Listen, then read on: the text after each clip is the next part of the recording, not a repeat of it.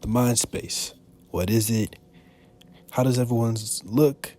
And what it does.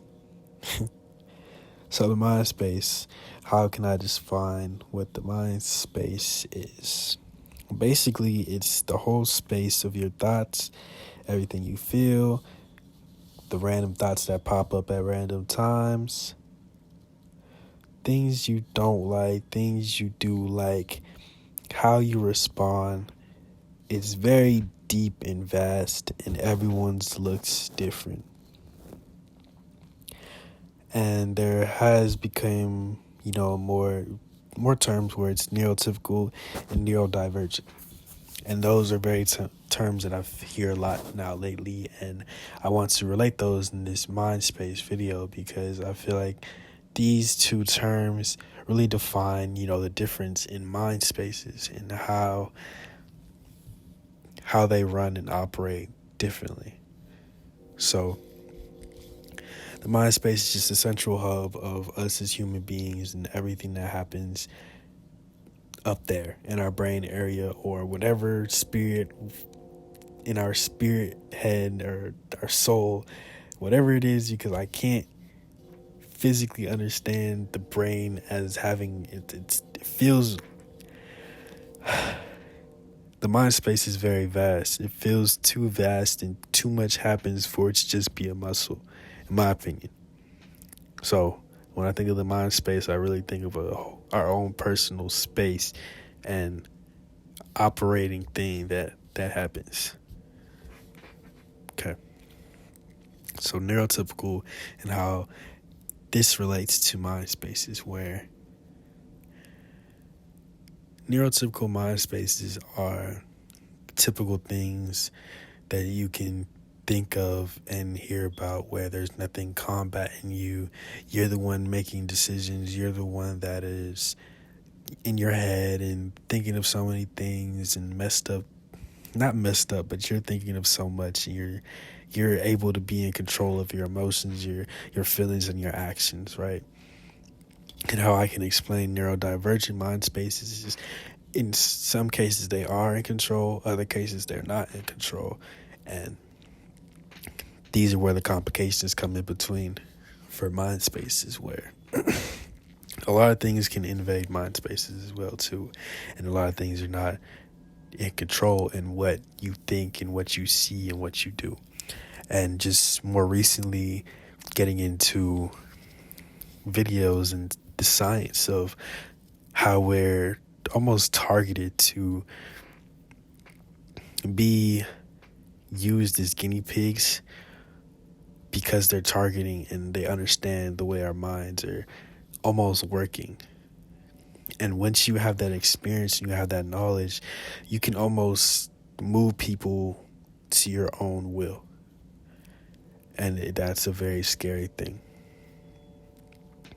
But it also comes with having a challenging mind space and having a mind space where nobody else can get in, or you're very unpredictable to other people, to where one day you're like this and another day you're not like this, or your mind space is so different already that people know not to treat you this certain way or ask you to do these certain things because they already know how you are. They already know you're unpredictable. They already know you're not going to go for that. So you're looked at a different way because how your mind space is.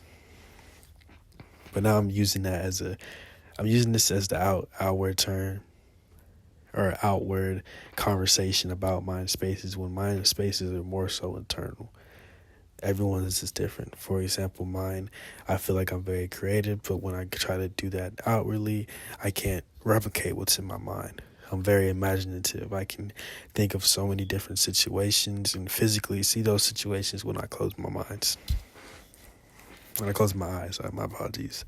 And that would also want me to bring to the conversation of the ways people see things. If somebody closes their eyes, they won't see nothing. Some people close their eyes, they can see themselves in a situation. Some people close their eyes and they can only see it partly. And I feel like that really attests to what mind spaces are, where in your head, yes, you're always thinking, and yes, you're always imagining things, but sometimes people can't see those things going on. And in some cases, I more relate to when I close my eyes and I can think of the sky. I can see the sky. I can put it into my head. Somebody can only see that slightly, probably. You know, it all leads back to also dreams, to where dreams are scarily vivid sometimes. When you have dreams, you're supposedly your whole body is asleep. So how is the brain still running? I mean, the brain does run while you're asleep because it's regulating so much, but your mind, you're not seeing things. Your mind is creating so much that it almost feels otherworldly and spiritual, because that almost is a soul that's creating these whole scenarios and things that you saw in your past and people's faces and buildings and structures that, yeah, your mind remembers, but it seems way too detailed for it to just be a muscle doing all that. You get what I'm going over this? That's why I feel mind spaces are a totally different, hard thing to crack, honestly.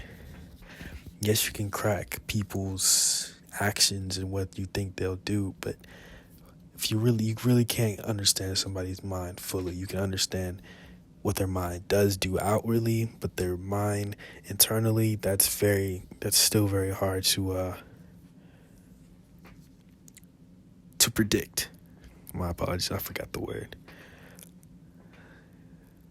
But what I'm trying to say with this, I'm trying to explain mind spaces and how sometimes our own minds can attack us as well too, where and that can come in many forms, where it's common sense or it's something else entirely that gets us so down to where it's, depression and anxiety, and the thing that's supposed to be with us is working against us. And it almost feels that there's two sides, and there's multiple things within yourself that is working against you, where it makes you feel this type of way, and it almost feels like you separate from it, in your head. And it's just so crazy how minds work, and that's why I call it mind space. They're honestly something else. You can't. It's so much sometimes because you can't fully explain all that goes on in somebody's head. At any given moment, so much is going on in somebody's head.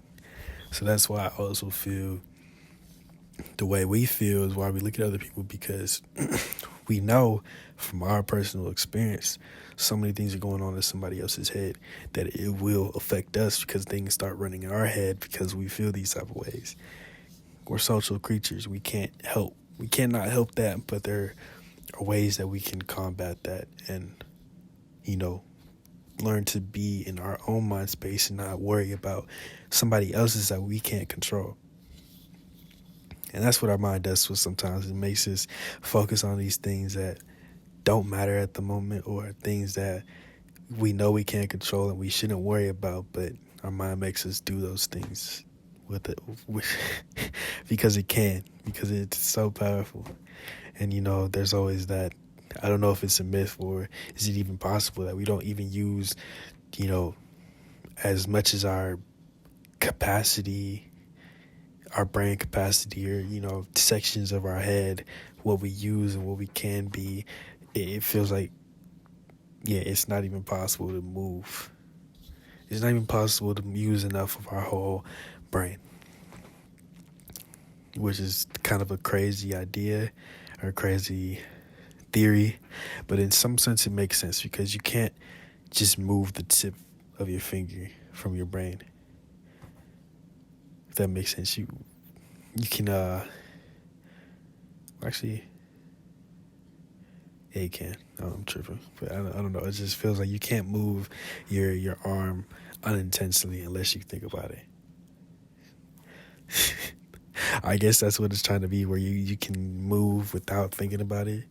Is that, probably a theory of using 100% or a good percentage of your brain? You know what I'm saying? I don't know if this has been debunked, but, I think about it as a theory where it's like, hey, how much what can we really do with our mind state, and what can we unlock being immortal? You know what I'm saying? Probably not much, but hey, who knows? But yeah, it's a very spiritual thing, in my opinion. But scientifically, it's the brain. The brain is very, very crazy. It almost feels like if you take a brain out, it'll still run and operate, you know. And I didn't even get into the mind spaces of different creatures, because it almost feels like they have mind spaces because they probably don't think on the same level we do. But for them to move around and run around and feel emotion and want to attack and things like that, they have to have processes in their being and in their brain and in themselves, you know, to have these actions and behaviors, you know. And those all start in mind spaces where it's like it has to attack, it has to move, or we have to talk, we have to move. And I feel like that those things start in mind spaces, and that's where we get, you know, into mindsets where it's like, hey, man, I'm crazy, right? Look, that's where mind spaces into mindsets. You feel me, man?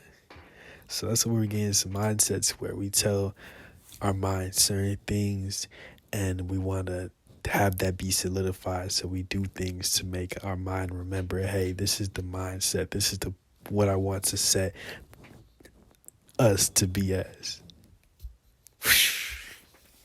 Sheesh. Talking heavy, man. So look, I'm not going to take too much of your mind space up. Not too much more of your time. Just want to talk about mind spaces. Mind space, mindset. Yeah. So yeah. Mind spaces are cool. It's our brain. You're thinking while you're listening, and I'm thinking while I'm talking right now. Crazy. When you think about that, you know, at a level, it's just like crazy, bro. Our minds are insane. That's all I want to say, bro, to end the video off. Our minds are insane. Peace.